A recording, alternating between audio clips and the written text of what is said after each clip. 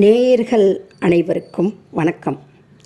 நான் எழுத்தாளர் இரா கலைச்செல்வி. அறிவோம் ஜோதிடம் என்ற இந்த நிகழ்ச்சியில் நாம் சந்திக்க இருப்பது மயிலாடுதுறையைச் சார்ந்த ஜோதிடர் திரிபுர சுந்தரி அவர்களைத்தான். இவர் கடந்த 10 வருட காலமாக ஜோதிடத்தை நன்கு கற்று தெளிந்தவர். ஜோதிடம் குறித்த பல அறிவியல் பூர்வமான உண்மைகளை நமக்கு தெளிவுபடுத்த நம்மோடு இணைகிறார். வாங்க நேயர்களே, நிகழ்ச்சிக்குள்ளே போகலாம். நேயர்கள் அனைவருக்கும் வணக்கம்மா. எழுத்தாளர், கவிஞர், தலைமைச் செயலகத்தின் உயர் அதிகாரி என பன்முக ஆளுமை கொண்ட உங்களுடன் இணைவதில் நானும் பெருமை கொள்கிறேன். மிக்க மகிழ்ச்சி. கடந்த நிகழ்ச்சியில் பல நேயர்களின் கேள்விகளுக்கு உங்களின் பதில் பயனுள்ளதாக இருந்திருக்கும் என நம்புகிறேன். இந்த நிகழ்ச்சியில் ஜோதிடம் குறித்த நேயர்களின் சில பொதுவான கேள்விகள். முதலாவதாக, ஒரு ஜாதகத்தை பார்க்க வேண்டுமென்றால் அவர்களின் பிறந்த தேதி, நேரம், இடம் ஏன் முக்கியம்? ஒரு ஜாதகத்தை கணிக்க இந்த தகவல்கள் எவ்வளவு அவசியமானவை என்பதை பற்றி விளக்குமாறு கேட்டுக்கொள்கிறேன். பிறந்த தேதியை நாம் குறிப்பிடுறது எதுக்குன்னா, நாம் பிறந்த நாளன்று வானில் அந்த கிரகங்களோட நிலை எந்த இடத்துல எப்படி இருந்தது அப்படிங்கிறத தெரிஞ்சுக்கிறதுக்கு தான் அந்த டேட்டை நம்ம கொடுக்குறோம். டைம் ஏன் கொடுக்குறோம் அப்படின்னா, அந்த சூரிய உதயத்திலிருந்து நம்ம எவ்வளவு நேரத்தில் எந்த தூரத்தில் பிறந்திருக்கோம் அப்படிங்கிறத வச்சு தான் அந்த டைம் கொடுக்குறோம். அதை வச்சு தான் நம்மளுடைய லக்னத்தை கணிக்க முடியும். இருப்பிடம் எதற்கு கேட்குறோம் அப்படின்னா, லாங்கிடியூடு அண்ட் லேட்டிடியூடு அப்படின்னு சொல்கிற தீர்க்கரேகை, அட்சரேகை, இதை வச்சு நம்ம அந்த எந்த இடத்துல இருக்கோம், அதாவது பூமத்திய ரேகைக்கும் மேலே இருக்கிறோமா, அதை வடக்கே இருக்கிறோமா, தெற்கே இருக்கிறோமா அப்படிங்கிறத அளவிடுறதுக்காக நம்ம இதை பயன்படுத்துகிறோம். அந்த அட்சரேகை, தீர்க்கரேகை அப்படிங்கிறது அதுதான் அந்த ஒரு இடம் கொடுத்தோம்னா, நம்ம கம்ப்யூட்டரில் போட்டோம்னா இப்படி இந்த அட்சரேகையில், இந்த தீர்க்கரேகையில் இந்த இடம் இருக்குது அப்படிங்கிறத தெளிவுபடுத்திக்க தான் அந்த இடத்தை நம்ம குறிப்பிடுறோம். இரண்டாவதாக, 12 வீடுகள், அதாவது பாவங்கள், கட்டங்கள் எதை குறிக்கின்றன? ஒவ்வொரு வீட்டின் சிறப்பு என்ன? பொதுவாக திருமணத்திற்கு 2, 4, 7, 8, 12 ஆகிய கட்டங்களின் பொருத்தம் அவசியம் என கூறுகிறார்களே, ஏன்? அந்த கட்டங்களின் முக்கியத்துவம் என்ன? நாம் ஏற்கனவே இதை பற்றி ஒரு டீட்டெயிலான வீடியோ போட்டிருக்கோம். அதாவது 1ஆம் பாவகம்ங்கிறது லக்னம் என்ற நம்மை குறிக்கிறது. நம்மளுடைய கௌரவம், நம்மளுடைய செயல், நம்மளுடைய வளர்ச்சி, நம்மளுடைய எண்ணங்கள், இதெல்லாம் அந்த 1ஆம் பாவகம் குறிக்கிது. 2ஆம் பாவகம் நம்மளுடைய வாக்குஸ்தானம் அப்படின்னு சொல்கிறோம். நம்முடைய வருவாயை அதுதான் குறிக்கிது. நாம் பேசுகிற வார்த்தைகளையும் அதுதான் குறிக்கிது. ஒருவர் நல்ல வார்த்தை பேசுகிறாரா அல்லது தீய வார்த்தை பேசுகிறாரா அதையும் குறிக்கிது. 3ஆம் பாவகம்ங்கிறது வெற்றி ஸ்தானம் அப்படின்னு சொல்லுவோம். நம்மளுடைய முயற்சியை குறிக்கும், நம்மளுடைய வெற்றியை குறிக்கும். எப்படி? 4ஆம் பாவகம்ங்கிறது ஒருவருடைய தாயாரையும் அவருடைய கல்வியை குறிக்கும். அவர் எந்த அளவு கல்வி கற்கிறார் அப்படிங்கிறது குறிக்கும். 5ஆம் பாவகம்ங்கிறது அவர் அடைய போய பாக்கியங்கள், அவருக்கு குழந்தைகள்லாம் எப்படி இருக்கும் அதை குறிக்கிறது. 6ஆம் பாவகம் அப்படிங்கிறது அவர் என்ன வேலை செய்ய போகிறார் அதை குறிக்கும். அவருக்கு கடன் வரப்போகுதா, நோய் வரப்போகுதா, எதிரி வரப்போகிறார்களா, இதையெல்லாம் குறிக்கும். 7ஆம் பாவகங்கிறது ஒருவருடைய வாழ்க்கை துணை, அவருடைய நட்பு வட்டாரங்கள், பிஸ்னஸ் பார்ட்னர், இதெல்லாம் குறிக்கும்.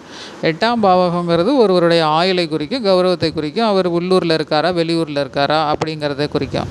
9ஆம் பாவகங்கிறது அவருடைய தந்தையாரை குறிக்கும், அவருடைய பாக்கியங்களை, அவர் அனுபவிக்க போகும் பாக்கியங்களை குறிக்கும், அவருடைய மூதாதைய சொத்துக்களை குறிக்கும். 10ஆம் பாவகங்கிறது ஒருவர் செய்யக்கூடிய தொழில், அதாவது அடுத்தவர்கிட்ட போய் அடிமையாக இல்லாமல் தானே ஒரு தொழில் செஞ்சு வர்றது, அந்த பாவகத்தை குறிக்கிறது தான் 10ஆம் பாவகம். 11ஆம் பாவகங்கிறது வெற்றி ஸ்தானம், ஒருவரோட வெற்றியை குறிக்கும். ஒரு செயலை ஒருத்தர் செய்கிறாரு அப்படின்னா அதில் வெற்றி அடைகிறாரா, தோல்வி அடைகிறாரா அதை குறிக்கும். 12ஆம் பாவகங்கிறது ஒரு வாழ்வின் இறுதி நிலை, ஒரு நாளோட இறுதி. சில நைட்டில் தூங்க மாட்டாங்க, அவங்களுக்கு தூக்கமே வராது. இவங்களுக்கெல்லாம் 12ஆம் பாவகம் கெட்டு போயிருக்கும். நிறைய பணம் வச்சுருப்பாங்க, ஆனால் அனுபவிக்கவே மாட்டாங்க. இது 12ஆம் பாவத்தை தான் குறிக்கும். அதாவது ஒரு ஒரு ஒருவருடைய இறுதி காலம் எப்படி இருக்குது அப்படிங்கிறதையும் அந்த 12ஆம் பாவம் தான் குறிக்கும். வெளியூரில் இருக்காரா உள்ளூரில் இருக்காரா இதையும் அந்த 12ஆம் பாவம் தான் குறிக்கும். இதையெல்லாம் குறிக்கிறது தான் இந்த 12 பாவகங்களோட சிறப்பு. அந்த காலங்களில் வந்து இந்த 2, 4, 7, 8, 12 அப்படி ஒரு குறிப்பிட்ட இடத்த மட்டும் பார்த்தாங்க. இப்போது வந்து நம்ம எல்லா கட்டத்தையுமே பார்த்து தான் ஆகணும் அப்படிங்கிற ஒரு கட்டாயத்தில் இருக்கோம். ஏன்னா நம்ம எல்லா வகையிலையும் எதிர்பார்க்குறோம். ஒரு மாப்பிள்ளை பார்க்க போனோம்னா அவர் வந்து படிச்சிருக்காரா, வேலைக்கு போகிறாரா. இப்போ வேலைக்கு போகிறாராங்கிறத நம்ம 6வது கட்டத்தை வச்சு தான் தெரிஞ்சுக்கலாம். அப்போ நமக்கு அதுவும் ரொம்ப முக்கியமான இது இல்லை. ஏன்னா ஒரு 2 வருஷம் கழித்து அந்த 6வது கட்டம் கெட்டு போய் அந்த தசை நடக்குதுன்னா அவருக்கு வேலை போயிடும். அப்போது வேலை போயிட்டுன்னா நம்ம விடுவோமா? அவர் மேலே குறை சொல்லுவோம்ல. அப்போ நமக்கு அதுவும் முக்கியமாக தானே இருக்குது.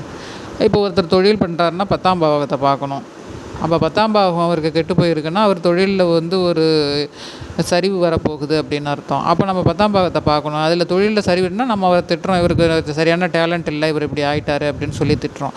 அதனால் நம்ம இப்போ இந்த காலகட்டத்தில் எல்லா கட்டங்களையுமே பார்க்குறோம். குறிப்பாக ஏன் 2 பார்த்தாங்கன்னா 2ங்கிறது வந்து ஒரு குடும்பஸ்தானம் அப்படின்னு சொல்லுவாங்க. ஒரு ஜாதகருக்கு குடும்பம் எப்படி அமையுது, குடும்பம் இருக்கா இல்லையா. சிலர் வந்து திருமணம்னு சொல்லி யாரையாவது பண்ணியிருப்பாங்க, ஆனால் அவங்களுக்கு குடும்பமே செட் ஆகாது. திருமணம் பண்ணியிருக்காங்க, யாரோடைய லைஃப்பை நடத்திட்டு இருக்காங்க, அதோட முடிஞ்சிடும். அவருக்கு குடும்பமே இருக்காது, பிள்ளை குட்டிகள்லாம் இருக்க மாட்டாங்க, அம்மா அப்பாவோட இணைந்து வர மாதிரி தனியாக இருப்பாங்க. அப்போ அவங்களுக்கு குடும்பம் இல்லை அப்படின்னு அர்த்தம். அப்போ அவங்களுக்கு 2ஆம் பாவத்தை அந்த மாதிரி இருக்குதான்னு பார்க்கணும். அந்த இடம் கெட்டு போயிடுச்சுன்னா இவருக்கு கல்யாணம் பண்ணாலும் குடும்பத்தை வச்சுக்க மாட்டார். ஏதாவது ஒரு இக்கட்டான நிலைமைக்கு அந்த நம்ம கொடுக்குற பொண்ணு தள்ளப்படுவார். அப்படிங்கிறதால அந்த 2ஆம் பாவத்தை பார்க்கணும். அதே போல் 7ங்கிறது வாழ்க்கை துணை. ஒருவருக்கு எப்படிப்பட்ட வாழ்க்கை துணையை அமைய போகுது, நல்ல பெண்ணா நல்ல மாப்பிள்ளையா அப்படிங்கிறத அந்த 7ஆம் பாவத்தை வச்சு தான் தெரிஞ்சுக்கிறோம். அதனால தான் அந்த 7ஆம் பாவத்தை பார்க்குறோம். 8ங்கிறது ஒரு ஜாதகரோட ஆயுள். ஒருத்தருக்கு கல்யாணம் பண்ணணுன்னா நம்ம அவரோட ஆயுளை தான் முதல்ல கணக்கு பண்ணணும். அவர் எத்தனை வருஷம் வாழ போகிறாரு அப்படின்னு. எல்லாமே நல்லா இருக்குது, அவர் நிறைய சொத்து வச்சுருக்கார், பணம் வச்சுருக்கார், கார் வச்சுருக்காரு, நல்லா சம்பாதிக்கிறாரு. ஆனால் அவருக்கு ஆயுள் இல்லை, இன்னொரு 2 வருஷம் தான் வாழ்வார் அப்படின்னா அந்த பொண்ணை நம்ம கொடுக்க மாட்டோம். அதனால் அந்த 8ஆம் பாவகத்தை நம்ம கணக்கணும். அதுக்கு அடுத்ததாக 12ஆம் பாவகம். அதுதான் ஒருத்தவங்க அனுபவிக்கிறதுக்கான ஸ்தானம். அதுதான் ஒருத்தர் எவ்வளவு அனுபவிக்கிறாரு அப்படிங்கிறதுக்கான இடம் அந்த 12ஆம் பாவகம் தான். சிலர் நிறைய சம்பாதிப்பாங்க, அந்த 12ஆம் பாவகத்தில் ஒரு பாவகிரகம் இருந்ததுன்னா அதை அனுபவிக்கவே மாட்டாங்க. வாழ்நாள் முழுக்க சம்பாதிச்சு வச்சுட்டு செத்து போயிடுவாங்க. அதுலேருந்து கொஞ்சம் கூட எடுத்து அனுபவிக்கவே மாட்டாங்க. அப்படியே பார்த்துப்பாங்க, அழகாக நம்ம இவ்வளோ சொத்து சேர்த்துருக்கோம் அப்படின்னு பார்த்துக்கிட்டே இருப்பாங்க. ஒரு நாள் வயசானவனா இறந்து போயிடுவாங்க. அதே போல் சிலர் வந்து இரவெல்லாம் தூங்க மாட்டாங்க, தூக்கம் வராது, ஒரே டென்ஷன், அது வழியான ஒரு நோய்கள் இதெல்லாம் வரும். அப்போது வந்து அவங்களுக்கு வந்து அந்த குடும்ப சுகங்கள் கிடைக்காது, அந்த மாதிரி இருக்கிறவங்களுக்கு. அதுக்கு தான் அந்த 12ஆம் பாவகத்தை பார்க்குறது. 4ஆம் பாவகத்தை ஏன் பார்த்தாங்க அப்படின்னா, பழைய நூல்களில் 4ஆம் பாவகம்ங்கிறது பெண்ணின் கற்பு அப்படின்னு அந்த இடத்துல சொல்லி வச்சாங்க. அங்கே பெண்ணுக்கு மட்டும்தான் கற்பு அப்படிங்கிற ஒரு வார்த்தையை சொன்னாங்க, ஆணுக்கு சொல்லலை. அது அப்படி இல்லை. 4ஆம் பாவகங்கிறது ஒருவருடைய கல்வியை குறிக்கும், ஒருவருடைய தாயை குறிக்கும், வீடு வாகனங்களை குறிக்கும். கற்புங்கிறதெல்லாம் வந்து குறிக்கலை. அந்த கற்பு அப்படிங்கிற வார்த்தைக்கு அவங்க எந்த வரைமுறையும் போடலை. கற்புங்கிறது நம்ம இந்தியாவில் ஒரு மாதிரியும் அமெரிக்காவில் ஒரு மாதிரியும் இருக்கும். நம்ம பார்வையில் ஒரு மாதிரி இருக்கும் கற்புங்கிறது, அமெரிக்கர்களுடைய பார்வையில் ஒரு மாதிரி இருக்கும். ஆனால் நம்ம ஜாதகங்கிறது எல்லாருக்கும் பொருந்தி வரணும். அதனால் நம்ம அந்த கற்பு அப்படிங்கிற ஸ்தானத்தை அதில் எடுத்துக்கக்கூடாது. ஆனால் ஜோதிடத்தில் பழைய நூல்களில் அதை சொல்லியிருந்திருக்காங்க. இப்போது அதை கணக்கிடுறது இல்லை. அது வெறும் கல்விக்கும் தாய்க்கும் வீடு வாகனங்களுக்கு மட்டும்தான் நம்ம அந்த 4ஆம் பாவகத்தை பயன்படுத்துகிறோம். ஆனால் 2, 7, 8, 12 இந்த பாவகங்களை ஒருத்தர் திருமணத்துக்காக நம்ம கட்டாயமாக பார்த்தாகணும். மிக்க நன்றி. இதுவரை ஜோதிடம் குறித்த நேயர்களின் சந்தேகங்களை தெளிவுபடுத்தினீங்க. அவை பயனுள்ளதாக இருந்திருக்கும் என நம்புகிறேன். நேயர்களே, ஜோதிடம் குறித்த உங்களின் சந்தேகங்களை கமெண்ட்ஸில் பதிவு செய்யலாம், உங்களுக்கான பதில் கிடைக்கும். அடுத்த எபிசோடில் சந்திக்கலாம். நன்றி, வணக்கம். நேயர்கள் அனைவருக்கும் நன்றி, வணக்கம்.